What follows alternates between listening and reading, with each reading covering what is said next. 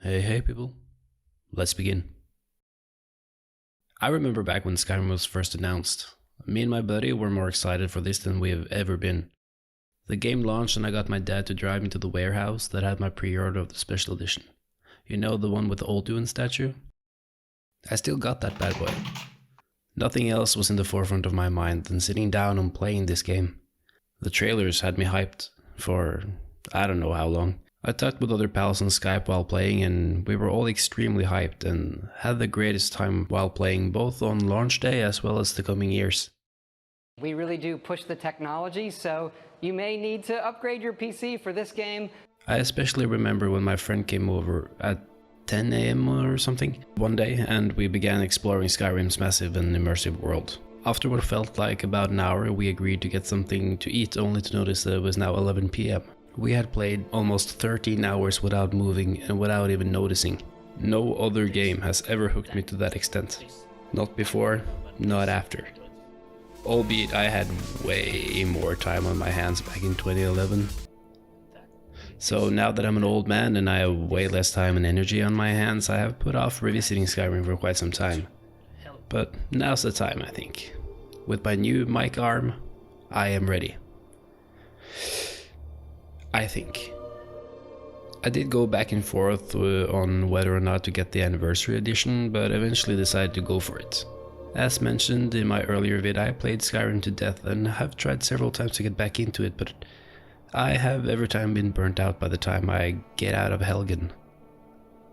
I think this is because of how many hours I have back on the PS3 as well as my knowledge of pretty much all the quests in the game. Nothing feels new anymore, so the nostalgia is what's keeping me coming back.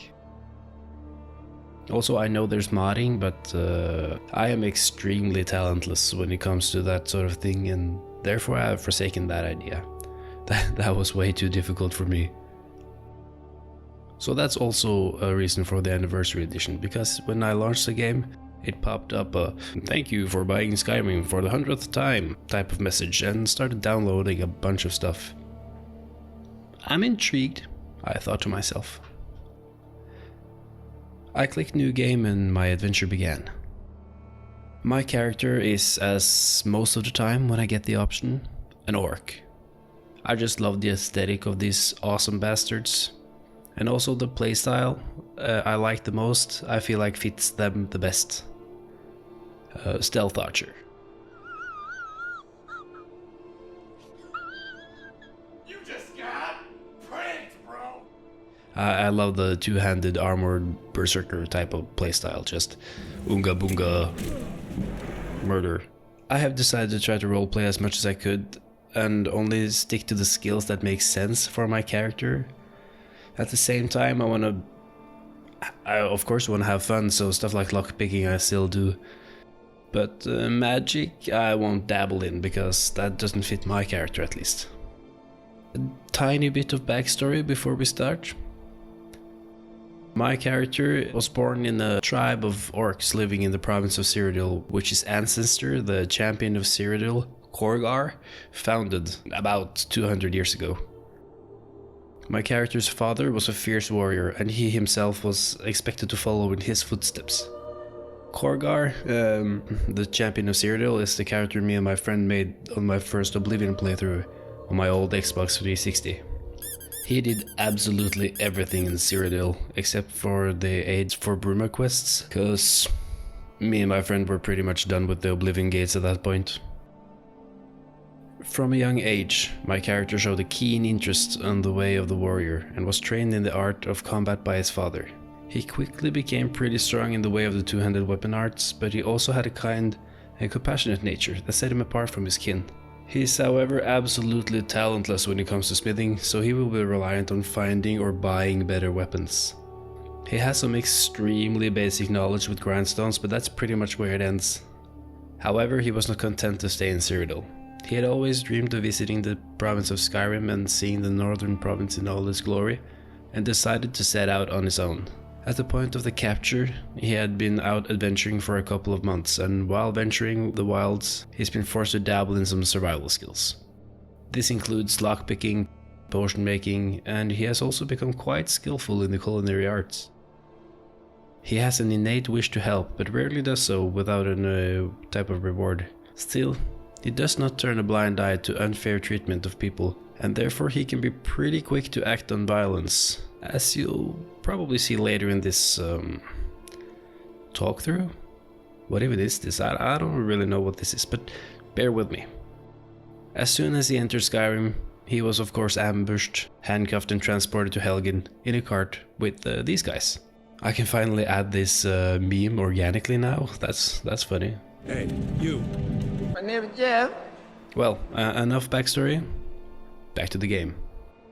I pick my orc, spend way too long in the character creation, and give him the aptly name Korgan Blorgan II. Or Blorgan for short.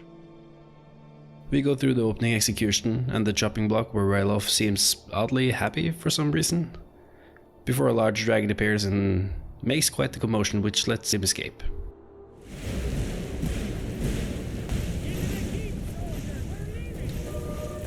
He decides to escape with the Stormcloaks, since he didn't like how the Imperial Legion wanted to go through with his wrongful execution, although his name wasn't on the list.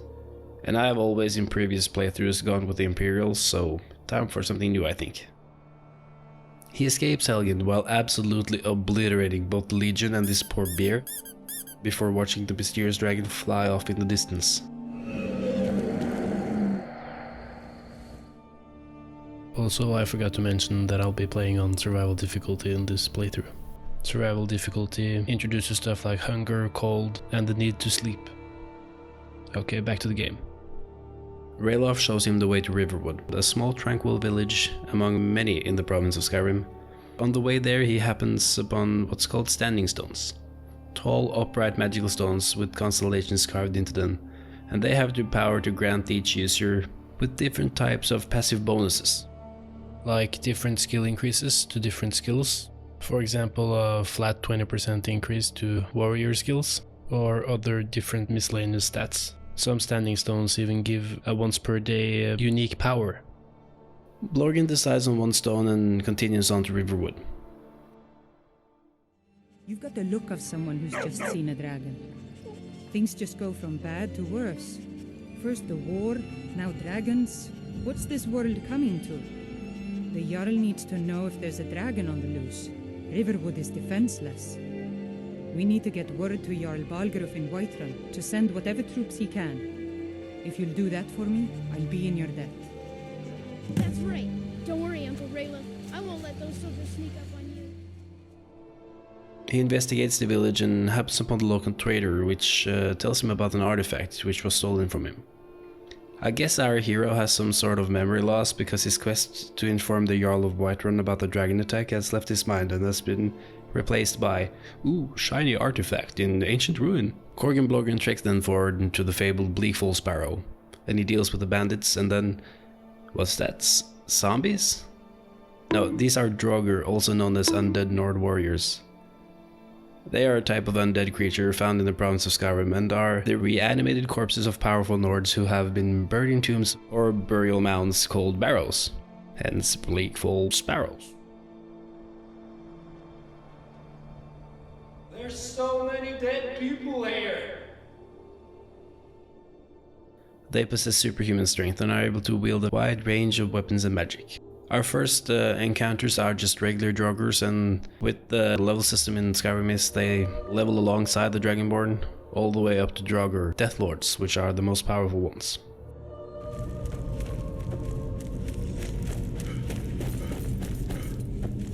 I got you now, SpongeBob! Blorgan then proceeds to curb stomp them like no one's business and finds a weird wall pulsating, and he feels something after looking at this wall, but he doesn't understand it quite yet. Blorgan then finds what looks like some sort of tablet. It looks important, so he pockets it for later. Back in Riverwood, we return to Golden Claw and recruit Feindal by destroying a poor bastard's relationship. What's this?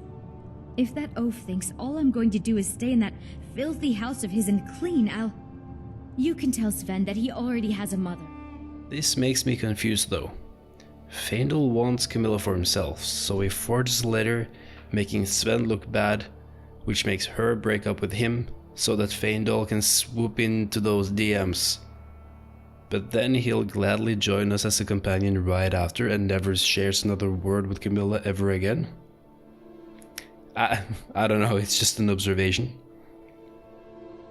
Feindal and Korgenblorgen then decide to explore the nearby area, where they are met with what looks like an escaped prisoner of sorts.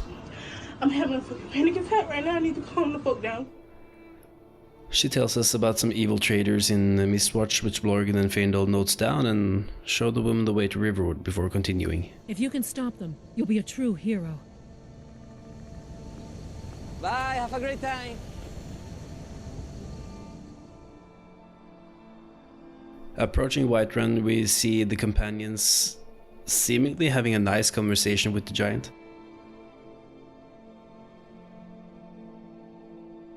Oh, no. They seem to disagree on something. We should better help. Watch your profanity.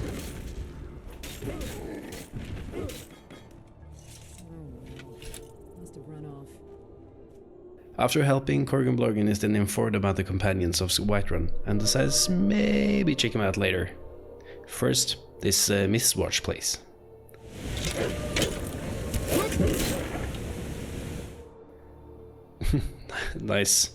Nice glitch. Still got that Bethesda charm.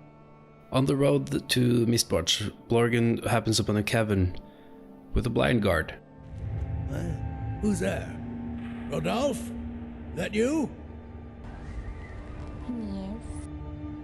Boss was looking for you, said he'd be up at the summit. Better not keep him waiting.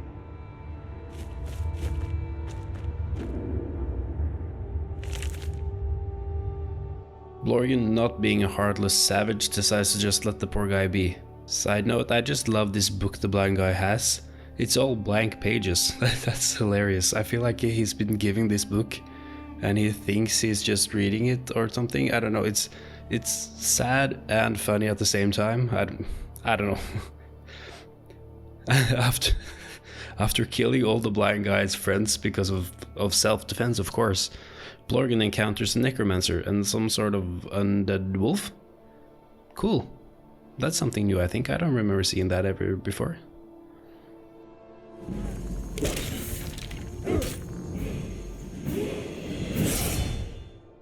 Then, we enter Mistwatch. Stendar's mercy, you aren't one of them. Please, you've got to help me.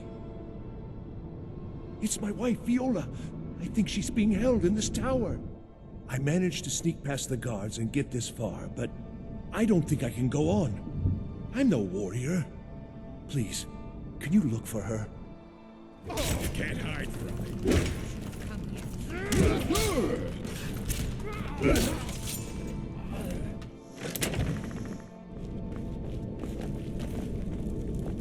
All right, Snowback. Who are you and what are you doing in my tower? Who the fuck do you think you are? Fiola. How do you know that name? Krister? He's here? The fool's my husband. I'm Fiola. Or I was, once. Don't you see? I left that old scab.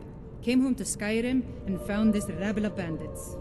Didn't take much to prove myself and knock them into shape. Now every free blade from here to Windhelm wants to sign on for a peace. And it won't end here. I'd die before I went back. Oh no. Anyway.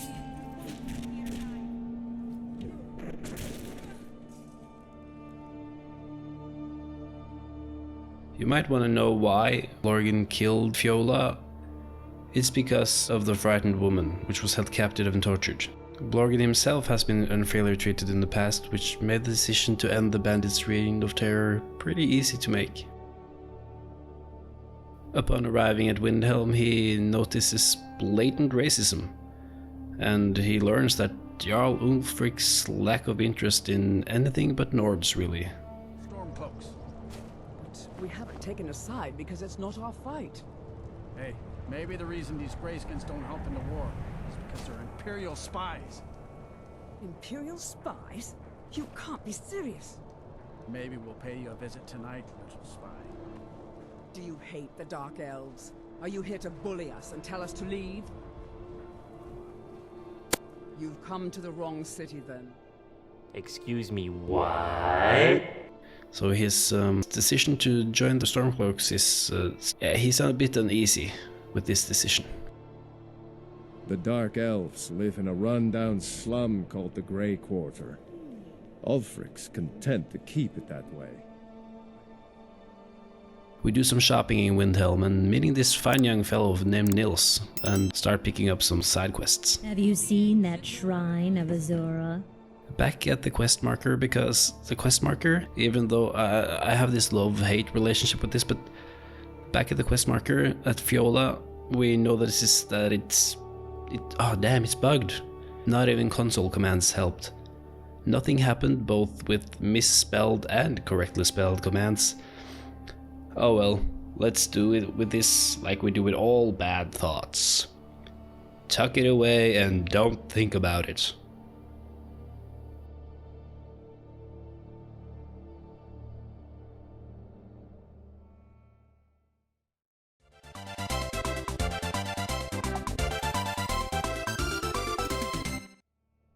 Now, since I have the attention span of a squirrel, let's check out Azura's shrine. Azura is a Daedric prince in the Elder Scrolls series, and she is associated with the concept of dusk and dawn, as well as vanity and beauty. This is taken straight out of the wiki, just so you know. She is often depicted as a beautiful humanoid figure here with the blue or purple color scheme. But at the same time, the Daedric princes aren't either male or female. They're just this fluid thing, and they can depict themselves as whatever they want. These Daedric princes, they are, as I said, able to decide how they are viewed in the world, and they are this group of powerful, immortal beings in this universe. And they are associated with various aspects of mortal life, such as ambition, order, chaos, etc. Each prince can grant magical powers or artifacts for those who appease them, and they are often depicted as powerful otherworldly beings. And they are a central aspect of this series' lore and mythology, and they are they're a really cool aspect of this series, I think.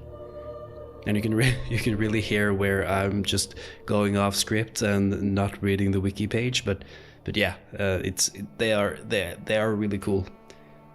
And Azura, she has this artifact called Azura Star, and after learning about this star and where to perhaps find it, Blorgin decides to travel to Winterhold and to get some rest and food.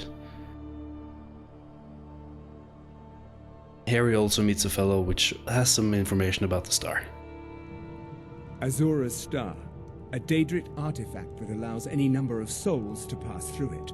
Some of us wanted to find out how. I was working under Malin Varen then. If only we knew what he was really planning.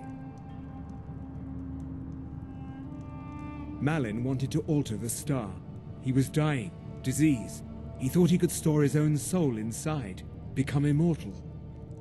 It drove him mad. Students started dying. Eventually, the college exiled him.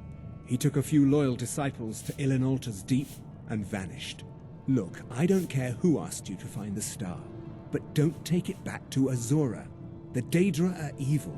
They're the reason Malin went insane. After inquiring about the star, Blorgin makes up his mind to track it down. Although he has no skills whatsoever in the arcane arts, it sounds like a fun adventure and a cool artifact. I wonder if there was something more important I was supposed to do. Never mind. He arrives and makes swift work of the necromancers roaming the halls of the sunken castle before finding the star.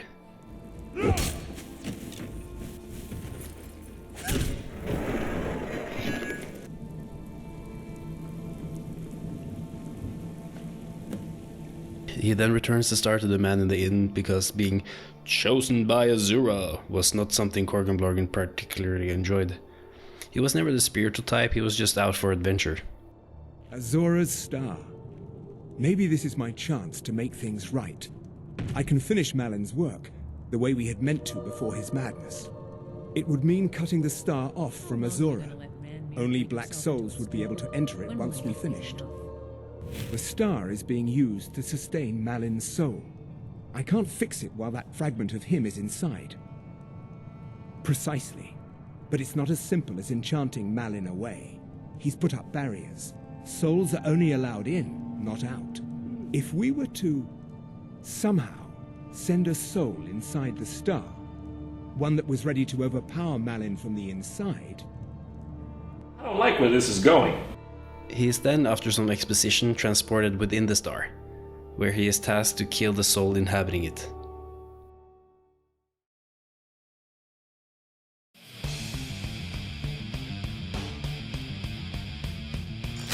I thought, blood transport.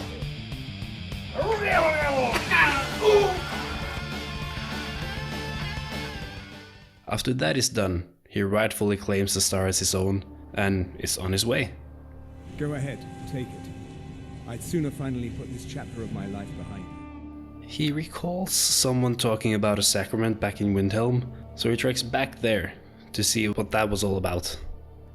Blorgen has at this point completely forgotten about the dragon attack and how he was supposed to talk to the Jarl of Whiterun. Anyway, on his way to Winterhold, he is stopped by 3 local fellows who seem to have a good time with some mead. They ask him to join, but are quickly interrupted by a pack of wolves, which we all know hunt in packs. Wink wink. Back in Windhelm, Corgan Blorgen manages to track down where the sacrament is being held.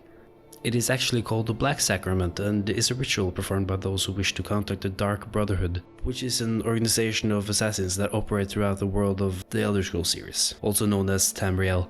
The ritual consists of an effigy of the intended victim, formed from actual body parts, including a skeleton, flesh and a heart. The person then performing the ritual must then stab the effigy repeatedly with a dagger, rubbed with the petals of the nightshade plant while intoning, sweet mother, send your child unto me, for the sins of the unworthy must be baptized in blood and fear." So it's super nice, you know? These rituals are then heard by the Night Mother, who then informs the listener, who in turn dispatches a Dark Brotherhood agent. Mother, sweet mother, send your child unto me, for the sins of the unworthy must be baptized in blood and fear. Grow on, you old crone! You'll get what you deserve. The Dark Brotherhood will see to that. Die, Growlon, die! Please, how long must I do this? I keep praying, Night Mother. Why won't you answer me? You've come at last! I knew you would! It worked! I knew you'd come! I just knew it! After talking with the person performing the ritual, we get this quest to kill Grell the Kind. However, and let me sidetrack this for a bit, I can't remember the structure of the quests in Skyrim being this linear. I already told him that I'm not from the Dark Brotherhood, and I still get the quest. I don't know, it feels weird to me. Luckily for the kid, Blorgen has a soft spot for the unfairly treated, so he decides to go check on this Grelled woman for himself.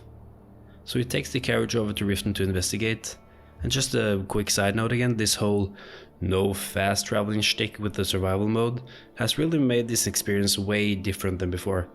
If it's a good or bad thing, or if I like it or not, I mean, I've yet to decide it, but damn, I'm falling in love with this game all over again. Our hero finds this Grelled woman and talks to her, and find her mildly infuriating. What do you want? You have no business being in here. Aretino? Why, that little bastard. You tell him I'm coming for him, and when I find him, it'll be the beating of his miserable life. And then promptly unalives her. Then after talking to the kid back in Windhelm, he travels to Whiterun only to get a mysterious note. He feels tired, so he decides to take a nap, only to then wake up in some abandoned shack. Dude, not again.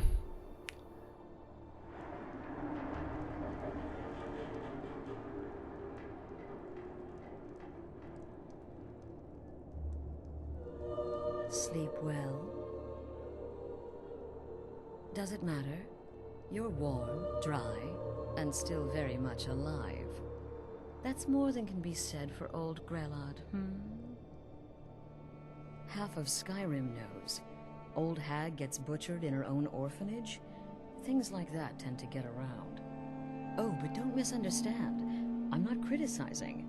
It was a good kill. Old Crone had it coming. And you saved a group of urchins to boot. But there is a slight problem. His attention is diverted towards a voice from the rafters. Astrid from the Dark Brothers has captured Corgan Blorgan since he finished a contract that was intended for them. Therefore, as payment for taking their job, Blorgan has to, once again, do their job? Astrid tells him to kill one or all of these prisoners, and as he goes towards them, he hears a familiar voice. Nah, don't kill me, bro. He deserved it. He wouldn't stop screaming, by Azura, by Azura, by Azura. Infinite? Is that you? Browsley, the hell are you doing here?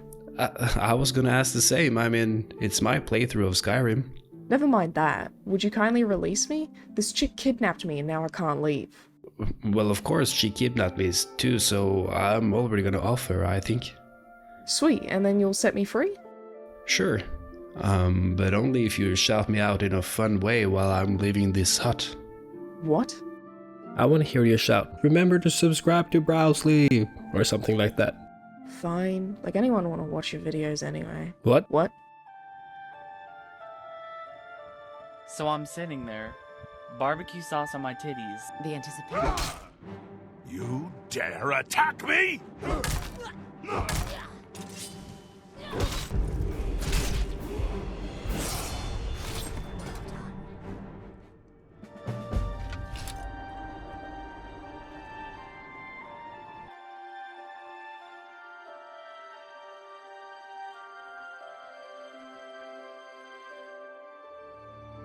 Remember to subscribe to Browsley, he saved my life.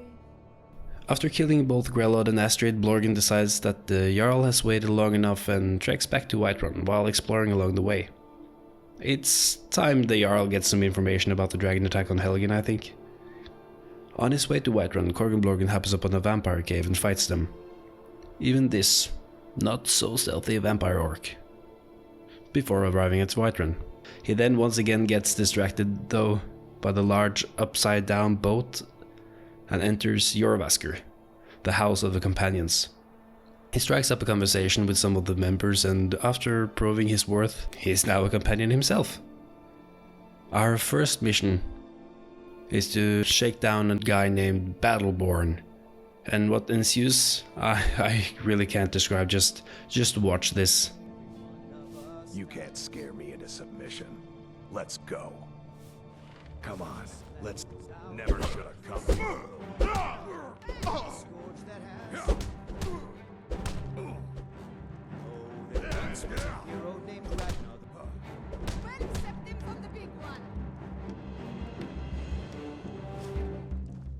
You're tougher than you look. You got me, fair and square. You're just going to stand there and take it? Fight back!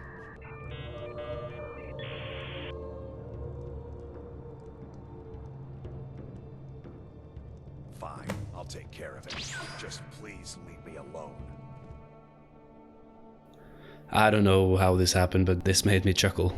Back in Jorvaskr, Blorgan takes up another quest, the retrieval of a fragment of Wuthrad, with the Wuthrad being the two-handed battle axe of Iskarmor, which deals 1.2 extra damage towards elves.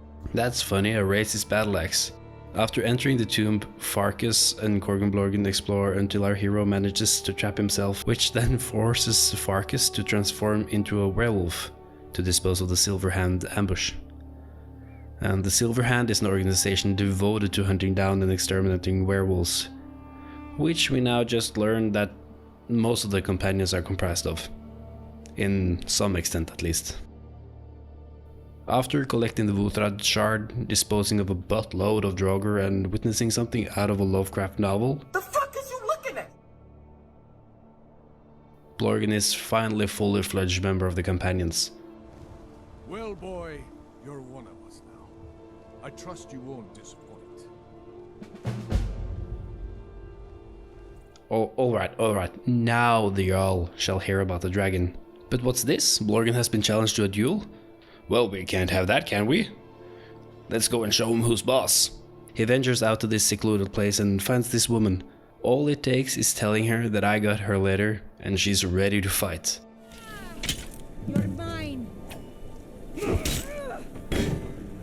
Is that the best you can do?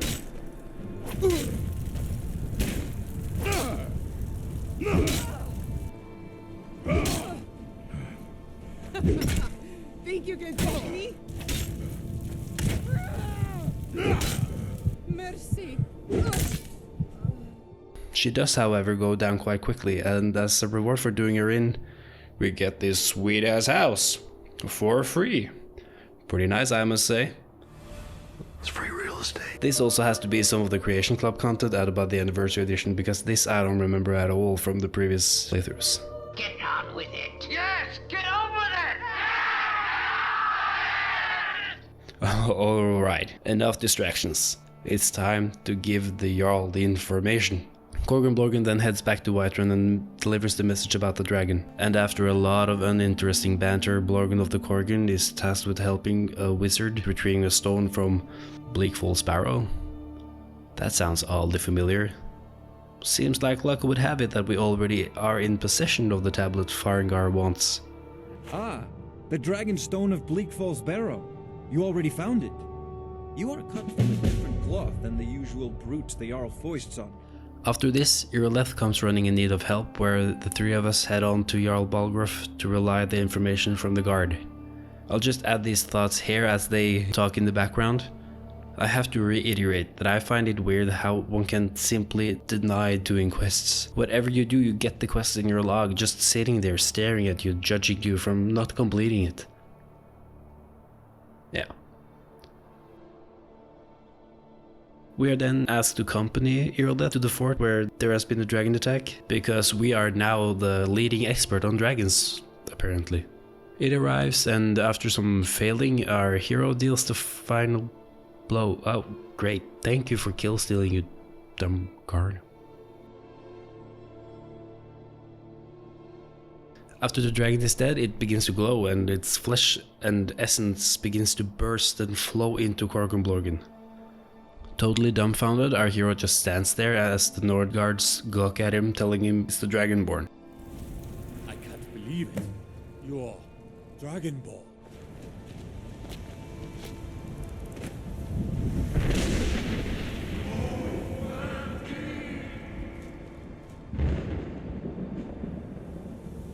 We then hear a thundering voice across the sky, and are told that Corgan Blorgen has been summoned to High Hrothgar, home of the Greybeards. He now needs to ascend the 7,000 steps to meet them.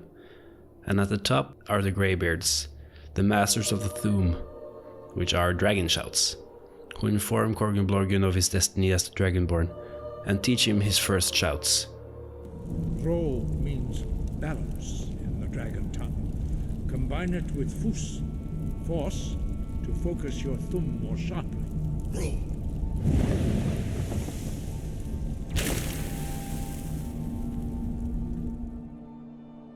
We then do some short quests for the Greybeards, so that they begin thirsting Blorgen. We travel to the ruins that are said to hold the item we are tasked to find, and find our way with the aid of Lydia, our house Carl, or...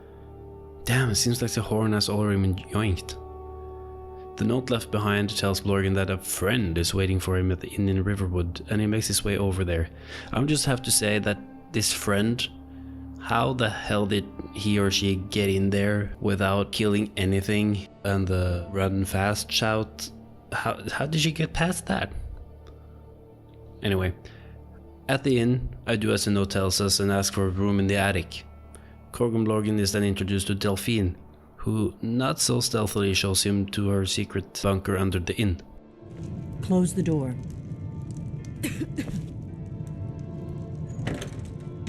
Now we can talk. Are you serious right now, bruh? She tells him that she thinks the dragons are resurrected and wants his help to deal with the threat. And this is where I once again begin to overthink how gamey Skyrim is. Corgan Blorgan has been in Skyrim for how long? A week maybe? Not even that? And he has no options to simply ignore requests from people who for some reason or another wants his help. I know I gave him a backstory of someone with the urge to help, but this is excessive. I find it amusing though. And of course I understand that there has to be a level of railroading in these kinds of games, but I don't know, it's something my old brain has begun to notice in the later years. Each protagonist in open world games simply do as others tell them, it feels like, without any really thought of themselves. But of course, Corgan Blorgan then travels to where Delphine told him to, and he sees the mysterious dragon who attacked Helgen. It resurrects another dragon, which just as quickly dies again before we are tasked to infiltrate the Thalmor embassy.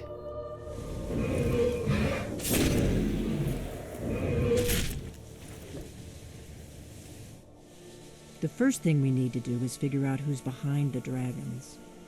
The Thalmor are our best lead. If they aren't involved, they'll know who is. The Thalmor are the ruling party of the Aldmeri Dominion. They are high elves who are xenophobic and convinced of the superiority of Mer, meaning elf kind, over man. Basically racist themselves. There's a lot of racism in this game. They see themselves as the saviors of the Mer from the tyranny of the human-led empire, and it was they that started the Great War with the Empire, which only ended with a treaty pretty heavily favored in the Thalmor's direction. The infiltration mission is on par with any mission in Metal Gear Solid 5 and goes absolutely perfectly. I have your attention, please. I have an announcement to make. I propose a toast to Ellen Let's go, Wynn. before anyone notices us. I speak figuratively, of course. Nothing could be more unlikely than that someone would actually want her in their bed. Although, most of you are... So far, so good. Let's hope nobody saw us slip out. We need to pass through the kitchen. Your gear is hidden in the larder. Just stay close and let me do any talking. Got it? Follow me. Wouldn't want to offend our Thalmor overlords, would we? Someone bring me a drink. Who comes, Malvern? You know I don't like strange smells in my kitchen. A guest feeling ill. Leave the poor wretch be. A guest? In the kitchens? You know this is against the rules. Rules, is it, Zavani? I didn't realize that eating moon sugar was permitted. Perhaps I should ask the ambassador. Get out of here. I saw nothing. Your gear is in that chest. Lock the door behind you. Don't screw this up.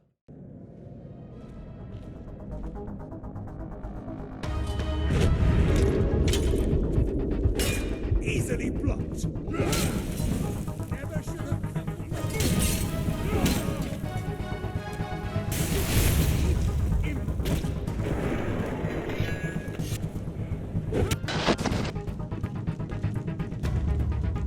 You are but a dog, and I am your master. No problem. Thanks for springing me. I owe you. Whatever you want. But let's go, now.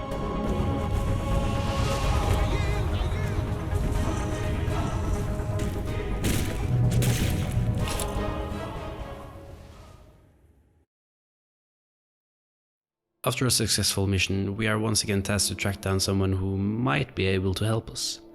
Corgan Blorgan is then led to the Ratway in Riften, where he finds Esbern. What? No, that's not me. I'm not Esbern. I don't know what you're talking about. Delphine? How do you... So you finally found her? And she led you to me? They escape the Thalmor ambush and meet back up with Delphine.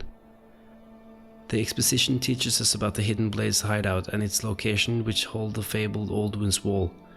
Oldwin being the name of the mysterious dragon that had attacked Helgen.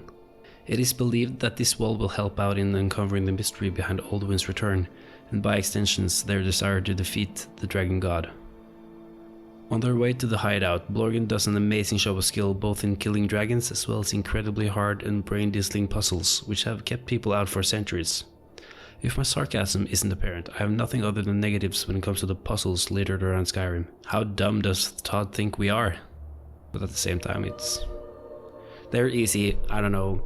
It's hard to understand how... I'm going off topic here. It's hard to understand how these puzzles have kept people out for thousands of years. I don't know. Either way, For World Heroes, this is the Akaviri symbol for shout, but there's no way to know what shout is meant. You mean they used a shout to defeat Alduin? You're sure? Oh yes, presumably something rather specific to dragons, or even Alduin himself. Remember, this is where they recorded all the news of Alduin the Third. So we're looking for a shout then. Damn it. Now that we've learned that there was a shout used to defeat Alduin, we travel back to Arngeir to ask him what this shout was and how we can learn it. I cannot teach it to you, because I do not know it. It is called Dragon Rend, but its words of power are unknown to us. We do not regret this loss. Dragon Rend holds no place within the way of the voice. Only Paarthurnax, the master of our order, can answer that question, if he so chooses. We are told to go see Paarthurnax, which is the leader of the Greybeards, a solemn leader which sits at the throne of the world, the highest peak in Skyrim. Blorgan learns a shout to clear the way, and we learn that the Greybeards' leader is indeed a dragon. Paarthurnax is called the Old One by other dragons, and he served as Alduin's lieutenant during the Dragon War, during which he was said to have committed and witnessed unspeakable atrocities against humankind. The Nords of those days used the Dragon Rend shout to cripple Alduin, but this was not enough. Ok Mulag Unslad. It was the Kell, the Elder Scroll. They used it to cast him adrift on the currents of time. Paarthurnax then bugs out and I get tired of survival mode. Ark Mora.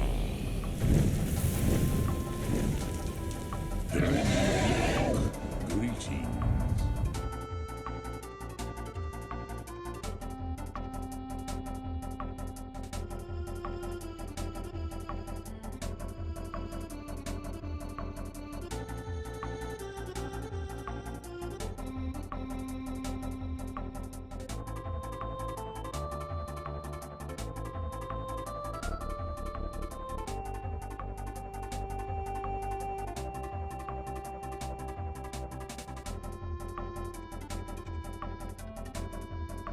Hello there. Don't get me wrong, I love this game and I also love the survival mode. However, at this point the fatigue of running everywhere has caught up with me, and nostalgia is starting to dry up. I wish I could have the hunger and leveling only when sleeping with fast travel, since I really enjoy those mechanics. Arngeir then tells us that we should head on over to the College of Winterhold to gain some information about where to find the Elder Scroll. The College of Winterhold also has this extremely easy test to prove that you're able to wield any kind of magic, and we're in. We're now part of the College of Winterhold. We talk with the librarian and he shows us the next step to get the ancient scroll. We then talk to Septimus Cygnus, who tells us where to find the Elder Scroll. It should be located in Blackreach, an old Dwemer ruin located in the north.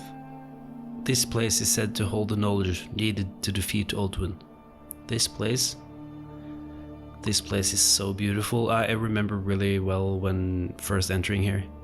This is, just look at this. Wow. I didn't remember doing it while playing, but I think there's a hidden dragon here somewhere. But yeah. To find the ancient Elder Scroll, Blorgan and Lydia need to fight their way to Blackreach. They eventually happen upon this Dwemer contraption of sorts, which I honestly have no idea how this works. I just pressed the buttons and suddenly I got an Elder Scroll.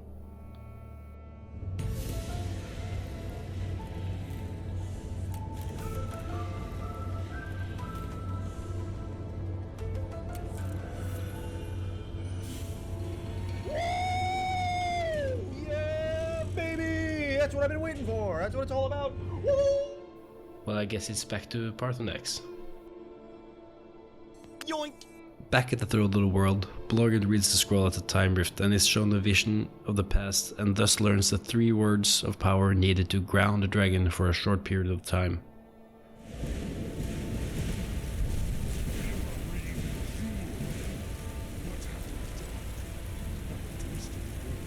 Excuse me, Hades, do you think you could speak up a bit? Once he returns from the vision, Alduin attacks. We utilize our new shout the Dragon Rend on Alduin to make him land on the ground, where we then manage to defeat the flying rat. After his defeat, Alduin escapes, and to learn where he escaped to, Blorgin needs to capture one of Alduin's followers and interrogate him. But this task is harder than it seems.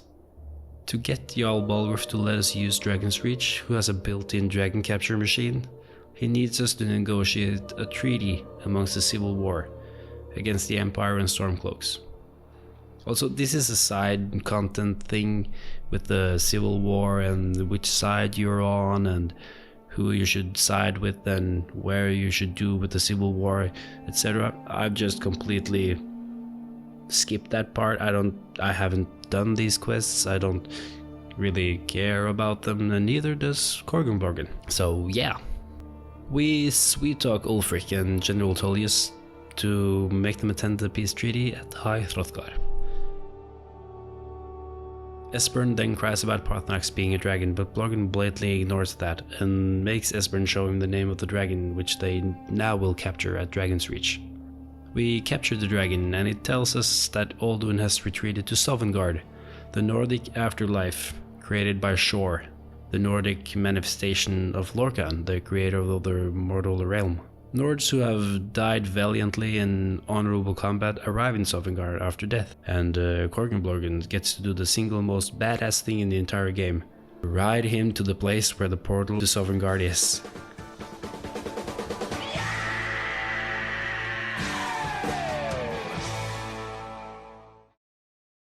We fight our way through and defeat a dragon priest. Thousands of years ago, these priests ruled over Skyrim at the behest of their dragon overlords, and in their service many of these dragon priests were granted extraordinary powers and knowledge in the arcane, and some of them even managed to reach lichdom to evade their own demise. After Korgunblorgen finished off the priest, he just barely managed to enter the portal before being killed by a rogue Draugr. Surprise, motherfucker! Once arrived at Sovngarde, Blorgin evades the dragon and meets Sun, the Nordic god of trials. He served as shield thane to Shor, and died defending him from foreign gods during the Alonfey Wars of the Dawn era. He won't let us pass into the Hall of Valor until Korgunblorgen has proven himself as a formidable fighter. The two of them begin fighting, and since this is of course the first time attempting this and I most definitely did not die to this already, I decide to be extra prepared and shout fire at him before wailing on him. He then lets us pass, where we are able to enter the Hall of Valor, where the spirits of Nord heroes endlessly eat, drink, and sing songs of praise and glory. In here, Korgunblorgen finds the 3 Nord warriors he saw in the vision and enlists them for one final bout against Alduin. They take up arms and make their way outside to face off against the dragon. Well, not everyone, since Gormlaith Goldenhilt, an ancient Nord heroine famed for single-handedly slaying 4 dragons in one day, had some trouble finding the way. Oh my god, stop bro, I'm stuck! Once everyone is in position, we all shout the Clear Skies shout, in unison, to remove Alduin's fog. This has to be repeated 3 times, because we really need to add to this already long quest. Alduin then arrives and the 4 of us fight one last battle against Alduin.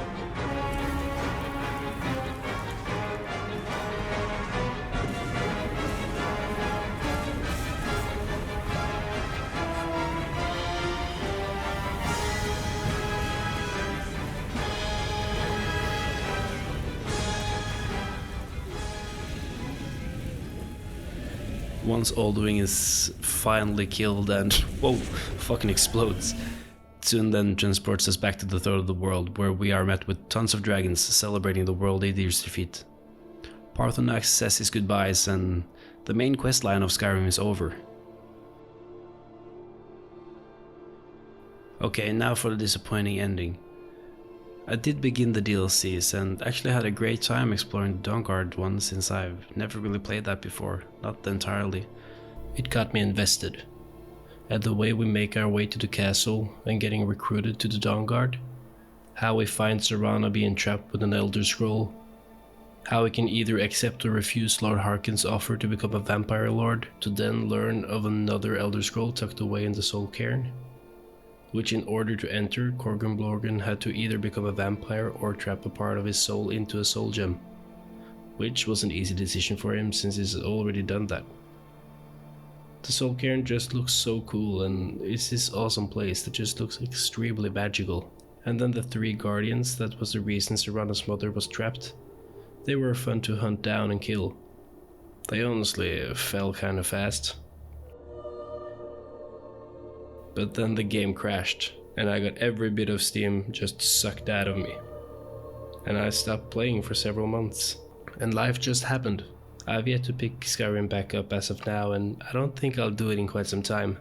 Therefore I decided to just finish the video here and give some final thoughts, and simply just prepare for Dragons Dogma 2. I love Skyrim. Or rather, I think I love the memories I have of Skyrim. Being younger, having no worries and just exploring the game fills me with glee, but booting up the game deflates me immediately. I envy you guys who can replay this gem over and over without tiring. I have rather decided to hold on to the fond memories I have of this game and leave it at that. And who knows, maybe I'll someday get the urge to take Corgan Blorgan through the DLCs. But until then, I think I'll leave him be and let him rest, and just let the nostalgia and the good memories be good memories. I am Browsley, and thank you for watching.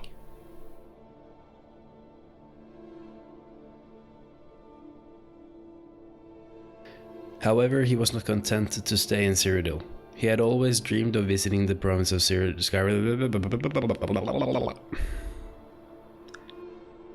Ralof shows him the way to Riverwood. The reanimated? Azura is a Daedric prince in the Elder Scrolls series of video games. That's a weird sentence. That's blatantly copied. Okay.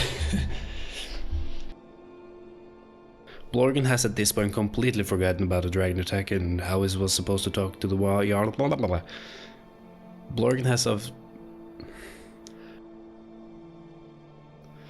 Back at the throat of the world, Blorgan reads the scroll, where the scroll was read before. What?